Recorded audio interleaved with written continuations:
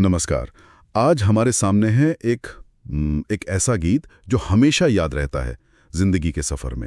ये सिर्फ गाना नहीं है, ये अनुभवों का एक आईना है, कह सकते हैं। हमारे पास इसके बोल हैं और गायक किशोर कुमार, गीतकार आनंद बख्शी जी और हमारे आर.डी. बर्मन साहब, उनसे जुड़ी जानकारी है। तो आज हम कोशिश करेंगे कि इस गीत के जरिए जिंदगी, समय, रिश्ते, इन पर जो बातें कही गई हैं उनकी गहराई में उतरें। इसकी शुरुआत ही देखिए, सोचने पर मजबूर कर देती है ना?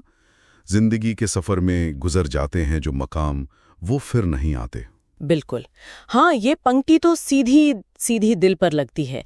मकाम मतलब सिर्फ जगहें नहीं है ये। हाँ, बिल्कुल। ये जीवन के वो पड़ाव है, वो पल, वो मौके जो एक बार गुजर गए तो बस इतिहास बन जाते हैं। ये सिर्फ गुजरते वक्त की बात नहीं है, बल्कि उन पलों का जो सच है ना कि वो कभी लौटेंगे नहीं, उसकी तरफ इशारा है। सही कहा।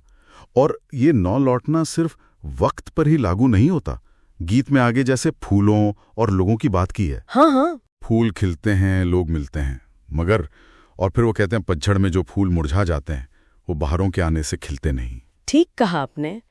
यहाँ जैसे प्रकृति का नियम दिखाया है, उसके जरिए इंसानी रिश्तों की जो नाजुक सच्चाई है वो बयान किए है। जैसे मुरझाया फूल दोबारा नहीं खिलता, वैसे ही कुछ रिश्ते, कुछ लोग जीवन से चले जाते हैं। और फिर अगली पंक्ति से और भी साफ कर देती है, कुछ लोग एक रोज जो बिछड़ जाते हैं वो हजारों के आने से मिलते नहीं। ओहो। हाँ, ये हर रिश्ते की, हर इंसान की अपनी खास जगह होती है, और उसके खोने का जो खालीपन है वो हमेशा रहता है। ये वो बात है। तो क्या ये सिर्फ एक उदासी भरी सच्चाई है या इसमें कोई सीख भी छिपी है? क्योंकि गीतकार आगे कहते हैं, रोक लो रूठ कर उनको जाने ना दो। हाँ, ये क्या एक तरह का सुझाव है कि भाई वक्त रहते रिश्तों को संभाल लेना चाहिए? हाँ, ये सुझाव से ज्यादा ना एक चेतावनी सी लगती है। अच्छा। आनंद बख्शी जी यहाँ कह रहे हैं कि बाद में अफसोस करना या हजारों सलाम भेजना उससे अच्छा है कि आज, अभी के इसी पल में रिश्ते की अहमियत समझो।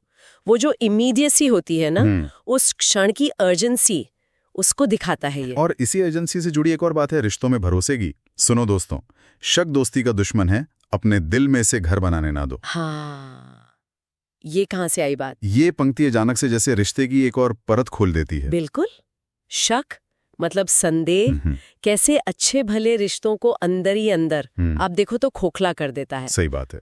और ये सिर्फ दोस्ती की बात नहीं है, कोई भी रिश्ता हो उसकी बुनियाद तो भरोसे पर ही टिकी होती है ना। शक उस बुनियाद को ही कमजोर कर देता है।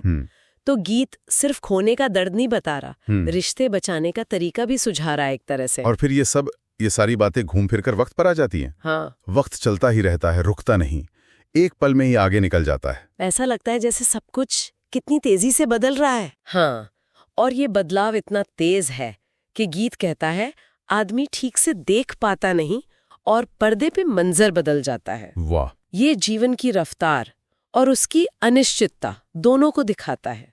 जो आज है वो कल वैसा ही रहेगा, इसकी कोई गारंटी नहीं है।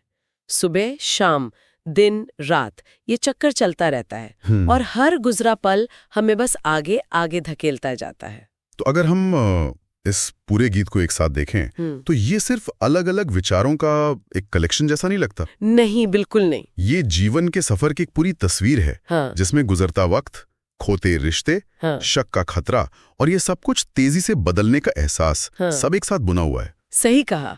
इसका असली सार शायद इसी बुनावट में ही है। ये गीत हमें याद दिलाता है कि जीवन का हर मकाम, मतलब हर पल, हर रिश्ता वो अनमोल है। हाँ। क्योंकि वो न तो रुकता है और न ही लौटता है।